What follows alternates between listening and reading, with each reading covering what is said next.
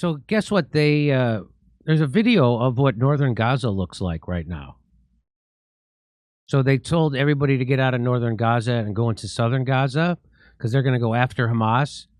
And then they started bombing everybody in Southern Gaza. Plus, they're still killing people in the West Bank. So it's all pretend. But this is what it looks like. Listen. You can turn it down. You just that's what Northern Gaza looks like now. Wow. At sunrise or sunset. I'm not sure which that is. Like a nuclear war. That's Northern Gaza. And nobody does more to not target civilians than Israel, ladies and gentlemen. Let's keep that in mind. World's most moral army. You can turn it up. Could say again, Russ? It's the world's most moral army. You didn't know that? It's the That's what it looks like. That's being done with your tax dollars. Not really. They're just printing the money and sending it. But wow, there it is. Northern Gaza is fully flattened with no buildings left in sight. If you oppose this ethnic cleansing of the people of Gaza, you're a Jew hater. And I have to agree. You're probably boy. They're really wearing out that's getting that anti-Semitism term is getting more burnt out than #MeToo. I mean, I think it's pretty over for that. And here's what Ben Shapiro says: Israelis like to build, Arabs like to bomb crap and live in open sewage. This is not a difficult issue. Wow.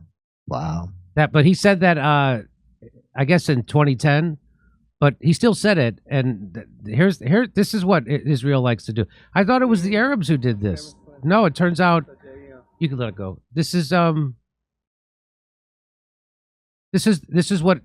Israelis building. Wow.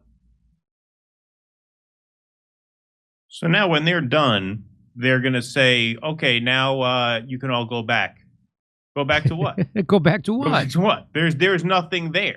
Their goal is to claim that land. That is as plain as day. Anybody can see. There is literally nothing to go back to.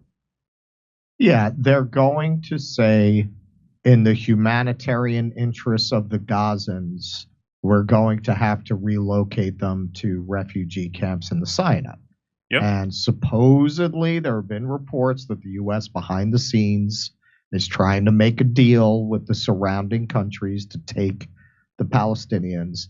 This is all a tactic which goes back to the Nakba of gradually just getting the Arabs and Palestinians out. This is a long game that Israel has been playing for 75 years of trying to establish themselves as the colonial presence and authority here, inch by inch, mile by mile, until eventually it's a fait accompli. And then people can complain about it all they want as far as they're concerned.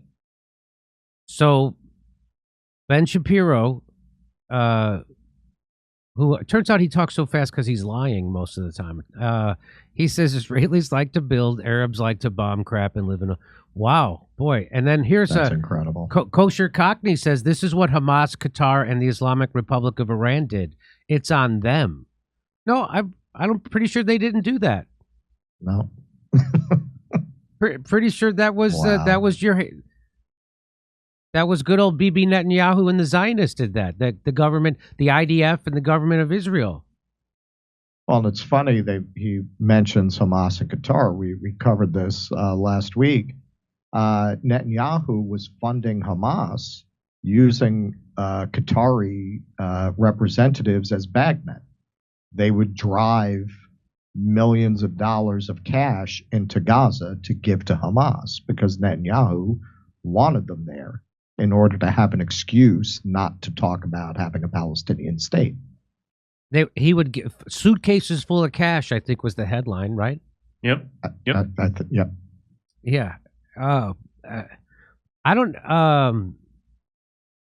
And they can only do this because the United States is backing them with our military and our money. Yeah. And if the United States wasn't doing that, that Israel would have to become a good neighbor and actually maybe treat Palestinians like human beings. Well, yeah, and this line of, well, anything that happens after October 7th is Hamas's fault. None of it's on Israel. It's your fault we hit you. Why'd you make us hit you? Why'd you make us beat you? That's what it is. And that's just not flying.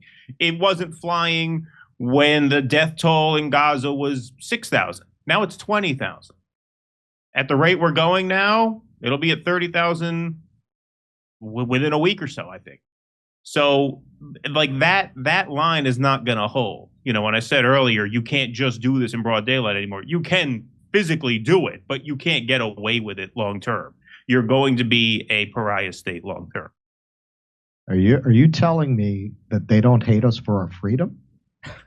It's not that they're getting very upset about our McDonald's and our that's Cineplexes. That's not it. I like to think that's what it is. It certainly can't be because we're genociding them. By the way, I like when people quibble over if it's a genocide or an ethnic cleansing. Oh, there you go.